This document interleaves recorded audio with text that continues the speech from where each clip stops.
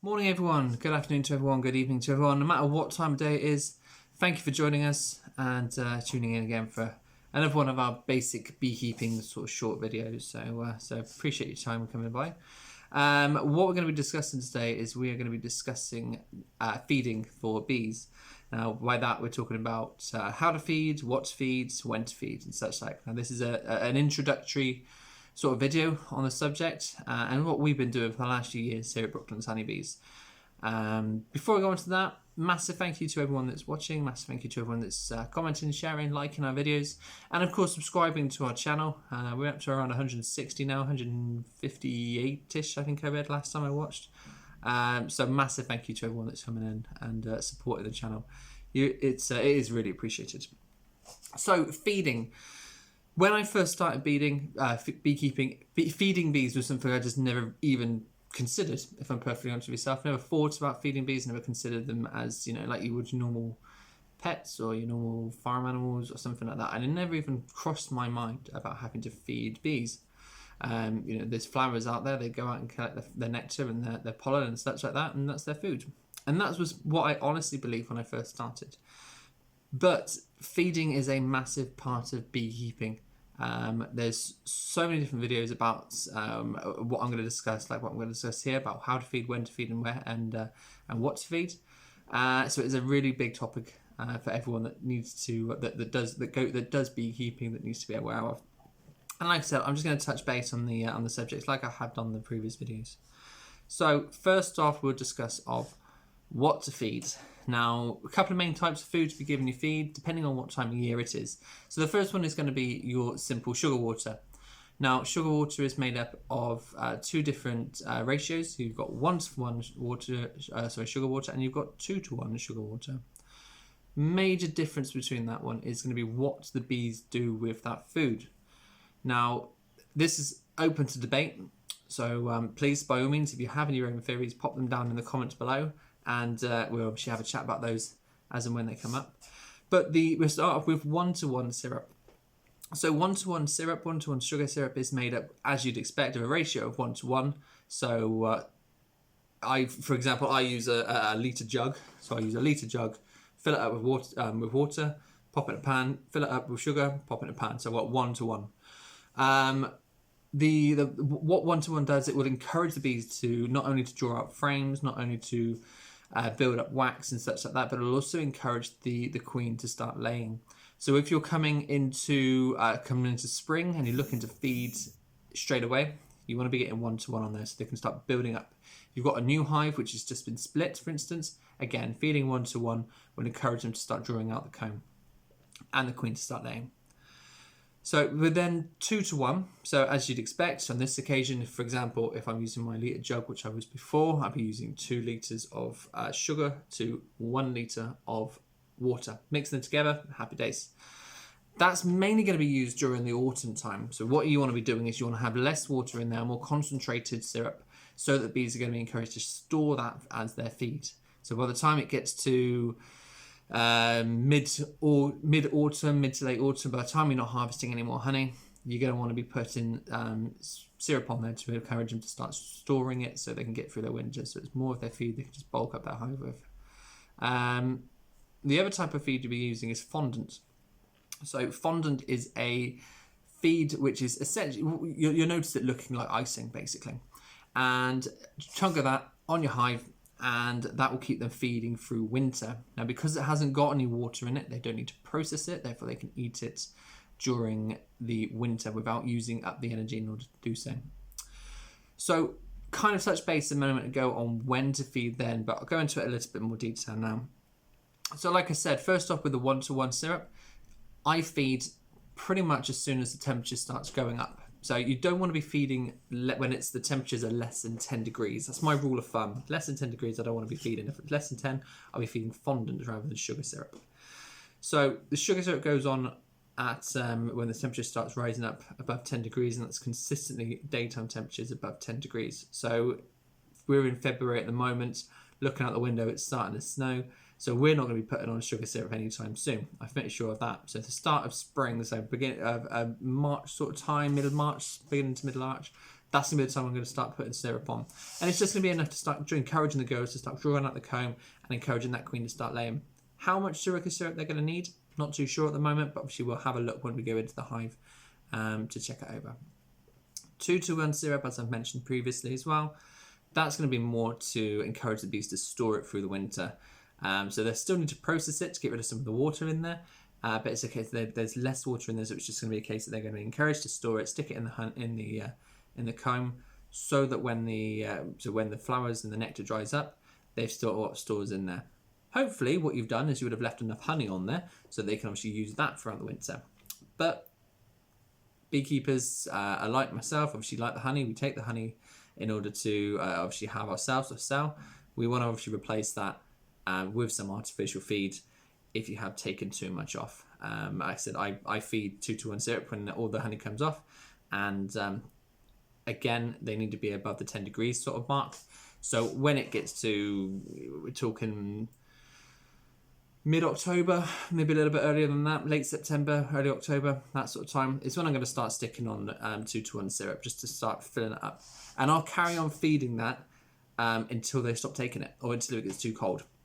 So every week I'll pop up to the hive and I'll fill up the feeders with 2-to-1 syrup just to encourage them to fill that hive as much as I possibly can.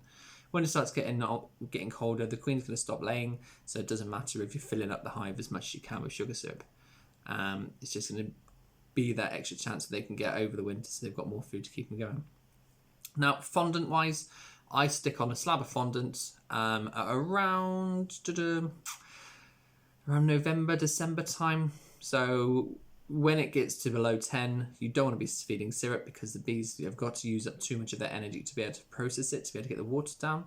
And by feeding fondant, they can just come up, nibble away at it and eat it straight away. They don't need to worry about processing it. They're not burning up that energy they need in order to stay warm, processing food, essentially speaking. So that's fondant, very simple. Touch base on fondant. Like I said, I will keep fondant topped up right the way through until I start feeding sugar syrup. So I've popped some fondant on a couple of weeks ago, and I'll pop up again maybe in a week or so's time. Just check they've still got some on there. If they have, great, leave them. If they haven't, I'll whap a little bit more on, just to keep them ticking over, like I said, until I start feeding sugar syrup. So that's kind of touch base on what to feed, kind of touch base on when to feed. Just really run by a quick one on how to feed. Now, how to feed, again, like I said, it's open to debate about the best methods. My main hives, so we're talking about our 14x12 hives and things like that, not our polynuke. I'll touch base on that in a minute. So my main hives are all fed using a rapid feeder. So essentially all you got to do is stick the feeder on top of the crown board, top it up as and when you need it. Simple as that. You have also got the buckets people use. I used to use the bucket feeders. So if you haven't seen one, you've just got a bucket, you fill it full of sugar syrup, pop on a lid which has got like a mesh on the front, flip it upside down so there's a vacuum which holds the syrup in place, and pop it over on your crown board over one of the openings. Bees will then come up and they'll feed from that mesh. Problems that I've had, especially when feeding the light syrup, so the 1-to-1, is it does drip through that mesh quite often. So it's going to depend on where you buy your kit from. It's going to be depending on obviously the thickness of your sugar syrup. Because of the dripping, I moved over to rapid feeders. I've never had a problem. People have said about there's a potential of bees drowning in the syrup when they come up and they drink from it. Personally, I've never had that problem, so I can't comment too much about that happening. So bees come up, drink from the syrup and go from there. I will be moving over to slightly different feeders once I've got some money, and we're going to be moving over to the English feeder, which is like the rapid feeder, but on a much bigger scale. It's about the same size as what your crown board is. So rather than me having to come up every few days in some occasions and topping up their feeder, it should last them some time longer. So that's feeding for sugar syrup. Now, fondant. How to feed fondant. There are hundreds of different ways you'll see people feeding fondant.